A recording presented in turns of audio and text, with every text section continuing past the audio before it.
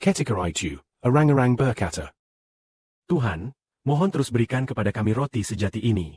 Lalu Tuhan menjawab mereka, Akulah roti hidup yang kekal. Barang siapa datang kepadaku pasti tidak akan lapar lagi.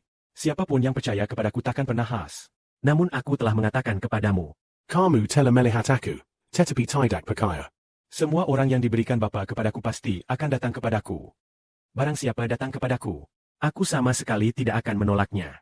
Aku telah turun dari surga. Bukan untuk melakukan kehendakku sendiri, melainkan untuk melakukan kehendak Dia yang telah mengutus aku, yaitu Bapa. Inilah kehendak Dia yang telah mengutus aku. Agar tak seorang pun yang diberikannya kepadaku hilang, tetapi supaya pada hari terakhir di dunia ini, aku membangkitkannya. Sebab kehendak Bapa adalah supaya setiap orang yang melihat Anak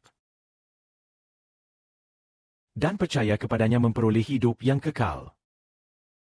Dan pada hari terakhir di dunia ini, aku akan membangkitkannya. Inilah yang dikatakan Tuhan Yesus kita. Barang siapa datang kepada Tuhan, Tuhan tidak akan menolaknya. Dan dengan apa Tuhan membuat mereka hidup selamanya tanpa mati? Tuhan akan memberikan roti sejati kepada orang-orang yang datang kepadanya. Tuhan akan memberi mereka makan roti sejati. sehingga mereka tidak akan mati selamanya. Lalu, ayah dan ibu kita, kakek dan nenek kita, mungkin ada saudara-saudari yang kakek neneknya sudah meninggal. Mereka selalu makan berbagai makanan, namun tetap mati. Tetapi ada satu jenis makanan yang jika dimakan, tidak akan pernah mati. Seperti dahulu Kaisar Qin Shi Huang mencari obat keabadian. Ia mencari berbagai pil ajaib. Ia meracik berbagai pil ajaib, namun setelah memakannya tetap saja mati. Tetapi makanan yang diberikan Tuhan membuat seseorang tidak pernah mati. Bahkan pada hari terakhir di dunia ini, ia akan menghidupkannya kembali. Ternyata makanan ini adalah roti rohani yang sejati, yaitu Roh Kudus, yang berasal dari Roh Kudus. Setelah Roh Kudus masuk ke dalam diri kita tidak akan pernah mati lagi.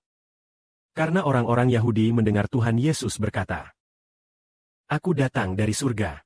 Mereka mulai membicarakannya secara diam-diam. Bukankah ia anak Yusuf? Bukankah kita semua mengenal ayah dan ibunya? Mengapa sekarang ia mengatakan bahwa ia datang dari surga?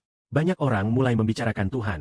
Lalu Tuhan berkata, Jangan lagi membicarakan aku secara diam-diam. Sebab jika Bapa yang mengutus aku tidak menriksisirang. Dia memilihnya. Tidak seorang pun akan datang kepadaku. Maksudnya, hanya orang yang Bapa berikan kepada Kristus yang datang kepadanya. Dan barang siapa datang kepada Tuhan, Tuhan akan membangkitkannya. dan memberinya hidup yang kekal. Alkitab juga berkata demikian. Anak-anakmu akan hidup damai sejahtera.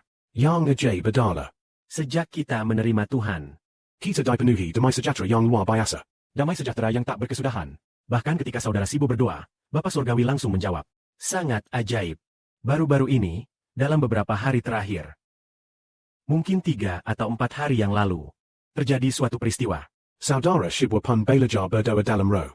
yaitu 2 atau 3 hari yang lalu, pada hari ketika saudari Zhao sedang lemah. Pada malam itu, doa saudara Sibo mulai masuk ke dalam roh.